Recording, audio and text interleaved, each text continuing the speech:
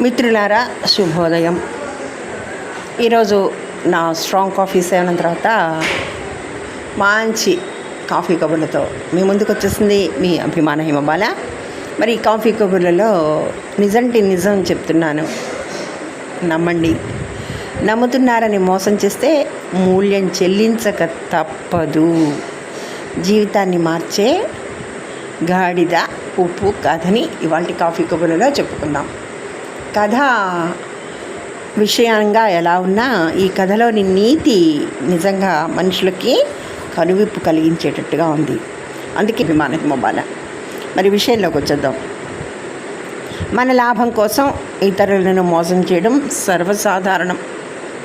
అయితే మనల్ని నమ్ముతున్న వారిని పదే పదే మోసం చేస్తే జీవితంలో భారీ మూల్యం చెల్లించక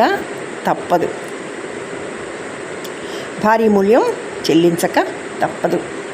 మన లాభం కోసం ఇతరులను మోసం చేయడం సర్వసాధారణం. అయితే మనల్ని నమ్ముతున్న వారిని పదే పదే మోసం చేస్తే జీవితంలో భారీ మూల్యం చెల్లించక తప్పదు. ఈ సత్యాన్ని చాటి చెప్పే ఒక కథ గురించి ఈరోజు సరదాగా చెప్పుకుందాం కథని. ఇక కథలోకి వచ్చేస్తే అనగనగా ఒక చిన్న గ్రామం ఉంది.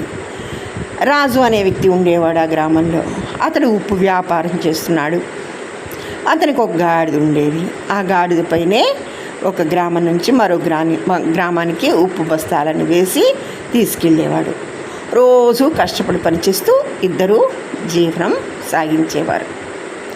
అయితే కొన్ని రోజుల తర్వాత రాజుకి గాడిదపై పూర్తిగా విశ్వాసం ఏర్పడింది, నమ్మకం వచ్చింది.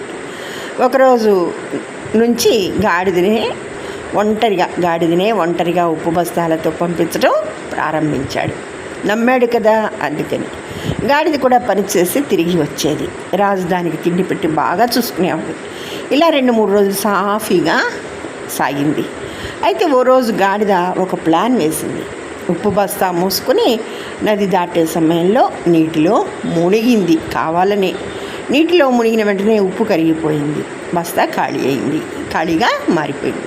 తిరిగి యజమాని దగ్గరికి వచ్చి వాగులో నీరు ఎక్కువగా ఉండడంతో ఉప్పు కరిగిపోయింది అని చెప్పింది. ఈ రాజు నమ్మేశాడు, పట్టించుకోలేదు. ఇలా ఒక్కసారి కాదు, మరోసారి కూడా అదే పద్ధతి కొనసాగించింది. వర్షం పడింది కాబట్టి ఉప్పు కరిగిపోయిందంది. మళ్ళీ అబద్ధం చెప్పింది. పని చేయకుండా తప్పించుకోవడం కోసం అని గాడిద ఇలా అబద్ధాలాడి అలవాటైపోయింది. గాడిదకి అబద్ధాలై ఆడి తప్పించుకోవటం. సరే, రోజులు గడుస్తున్న కొద్ది గాడిద మోసం పెరుగుతూనే ఉంది. కానీ రాజుకు మాత్రం అనుమానం మొదలైంది. ఒకరోజు రాజు ఒక నిర్ణయం తీసుకున్నాడు. ఈసారి ఉప్పుకు బదులుగా బస్తాలో పత్తి నింపి గాడిదపై వేసి పంపించాడు. మళ్ళీ తన పాత ప్లాన్ ప్రకారం నదిలోకి దిగింది, నీటిలో మునిగింది. కానీ ఈసారి ఉప్పు కాదు కదా, పత్తి తడిసిపోయి బరువు ఎక్కిపోయింది బస్తా. గాడిదకి నడవడం కష్టమైపోయింది. అప్పుడే తన తప్పు అర్థమైంది. కష్టంగా యజమాని దగ్గరికి వచ్చి చేసిన తప్పుకి క్షమించమని అడిగింది. అయితే ఈ కథ ఎలా ఉన్నా కానీ దీని సందేశం మాత్రం బాగుంది. మోసం ఎప్పటికీ దాగదు. ఒకరోజు నిజం బయటపడుతుంది. నిజాయితీగా పనిచేయడం మాత్రమే మనల్ని కాపాడుతుందనే గొప్ప సందేశాన్ని ఈ కథ మనకి అందిస్తోంది. అందుకని నమ్మిన వారిని ఎప్పుడు మోసం చేయకూడదు. ఏదైనా కష్టం ఉంటే విచారించాలి.